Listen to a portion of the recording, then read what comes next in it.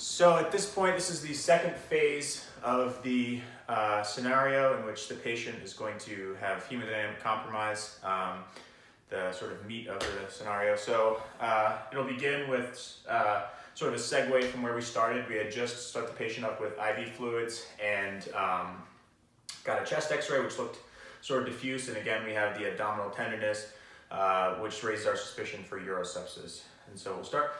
So Dolores, you said your belly hurt a lot in the last couple of days, is that right? Yeah.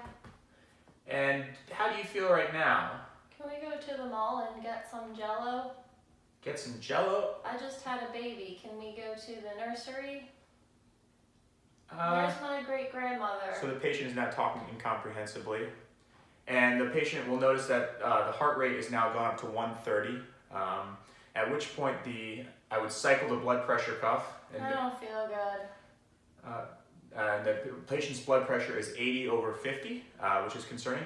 So Dolores, your blood pressure is quite low. We're going to give you, open up this fluid and give you as much fluid as we can.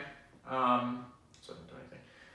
So the fluid is running. The 1 liter fluid goes in. The blood pressure improves just a bit to about 100, but it's still with a MAP, mean arterial pressure of less than 65. So at this point, I would ask the nurse to start an infusion of vasopressor medications, norepinephrine. You would also expect that perhaps the participant would start a radial arterial line for blood pressure monitoring or a central venous catheter for vasopressor medications as well as potentially blood products. Both are acceptable in this scenario, and we should have both of them available. So at this point, I'm going to ask the nurse, Joan, could you please start norepinephrine drip at 0.02 micrograms per kilogram per hour. And I'm going to get several studies here. I'm going to get a blood culture times 2 from 2 peripheral IVs. So I need to get blood cultures here and here. That's essential before we start antibiotics. So blood cultures here and here. I'm also going to ask for a lactate, a comprehensive metabolic profile, a complete blood count, as well as a formal EKG, which can be done from the EKG pads that we've set up. So I'll ask the nurse for all of those studies, a CBC, a BMP, lactate, and then 2 peripheral IVs, 2 peripheral blood cultures.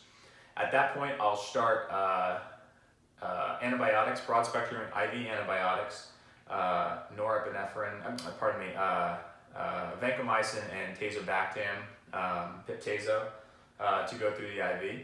So now I'm asking the nurse, can you please give me 2 grams of Vanco and 4.5 grams of Zosyn, which should go through the IV. So now the patient has gotten a liter of IV fluids, norepinephrine drip, as well as antibiotics. So our therapeutic interventions have been completed. Our diagnostic interventions, which are the CBC, the BMP, the lactate level, and most importantly, the blood cultures have been completed. So our diagnostic workup has been completed. The nurse will now ask me, Dr. Lazar, where would you like this patient to go? The ED is calling for a room. The options presented to the participant will be a medical ICU, a step-down unit, a floor bed, or the back to a skilled facility. At this point, the patient's hemodynamics have normalized to a mean arterial pressure of greater than 65. Her O2 sat should be 98% on face mask. She should have a heart rate of 89 or 90.